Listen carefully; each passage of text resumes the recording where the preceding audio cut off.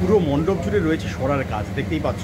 পুরো বড় বড় সরা তৈরি করা হয়েছে, যে সরাগুলোর কাজ দেখো চারিদিকে, মণ্ডপের চারিদিকে কিন্তু রয়েছে এরকম প্রচুর সরার কাজ। অর্থাৎ একটা সাবেকিয়ানা ফুটিয়ে তোলা হয়েছে কোথাও AK ব্লকের এই যে সেন বাড়ির প্রসাদ এই পুজোতে। এবং দেখো দেখতেই পাচ্ছি সারা মণ্ডপ জুড়ে কিন্তু ওপর দিকে যদি দেখাই, দেখো রয়েছে ঝুড়ি দিয়ে কাজ করা রয়েছে, খুব সুন্দর ভালো বলবো। জাস্ট এত সুন্দর লাগছে, পরিবেশটা একেবারে অন্যরকম লাগছে।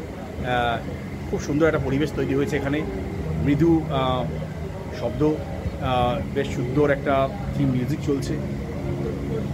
দেখো দেখতেই পাচ্ছি সারা মণ্ডপ জুড়ে কিন্তু সরার কাজ। অবত সুতার এবং রাজু সরকার দুজন মিলে কিন্তু সত্যি খুব অসামান্য কাজ করেছেন, যদিও এদের সম্বন্ধে কিছু বলার অপেক্ষা রাখে না, কারণ এরা প্রত্যেকেই খুব বড় শিল্পী। আমরা দুর্গা পুজোতে, কালী পুজোতে এনাদের কাজ আমরা দেখতে পাই। সুতরাং সব মিলিয়ে কিন্তু খুব অসাধারণ। আমি রমেন, আর আমার চ্যানেল র টক উইথ রমেনের প্রত্যেকে স্বাগত। আজকে আমি চলে এসেছি সল্টলেকের AK ব্লকের যে সেন বাড়ির পুজো, অর্থাৎ সেন বাড়ির প্রসাদ নামে খ্যাত এই মুহূর্তে সেই পুজোতে। এবং কি হচ্ছে এখানে, কেমন সাজানো হয়েছে, সব কিছু তোমাদেরকে দেখাবো।